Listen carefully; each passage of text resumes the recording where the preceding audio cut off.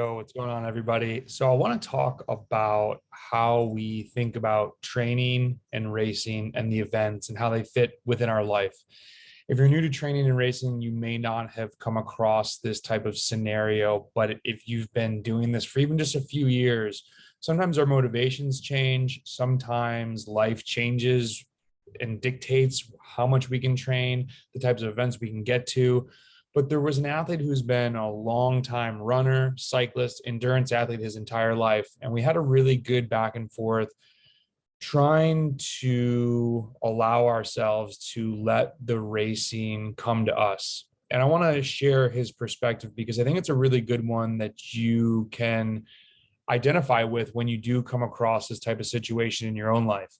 And this athlete likes to do two similar but slightly different activities. One is like grand fondos and going out and crushing with the guys on the weekend and being able to do a 3 to 5 hour ride and finish super strong.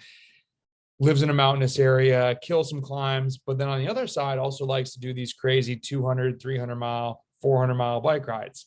And they both do go hand in hand, but as you can imagine, if you're really tackling a 400-mile event, there's a huge mental component and riding through the night component and putting your body through that before the race day. Maybe you don't need to do the full event, but it requires some time. It definitely takes time away from family time, and it definitely can create more of time constraints as we look at how we go through the training schedule and making it fit with our life. Because this person also works and has a very busy job and is a super boss.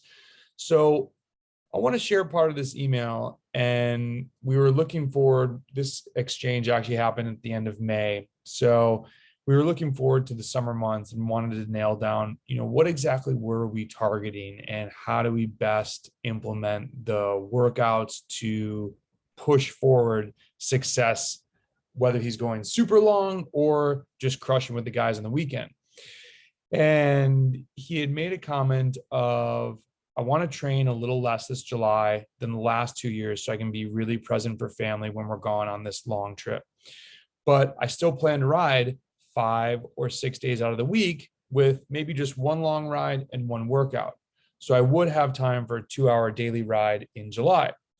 But then should I maybe look at these 200, 300, 400-mile rides in August and September? Or I'm thinking of letting this all go and just doing the grand fondos and just enjoying the riding. I really want to figure this out in June. And I go back and forth in my mind. There are so many pros and cons to each. Let's talk about this on our Zoom.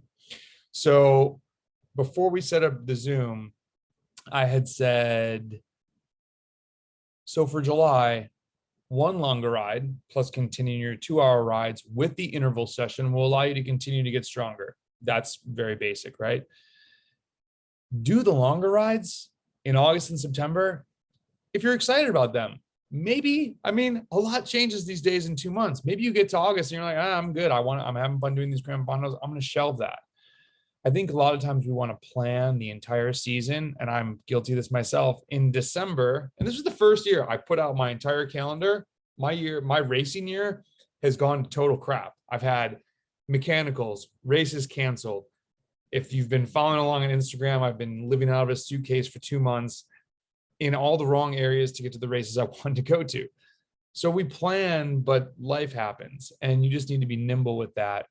And so I said, hey, maybe you'll want to do them, or maybe you'll just want to do the short 100-mile grand fondos.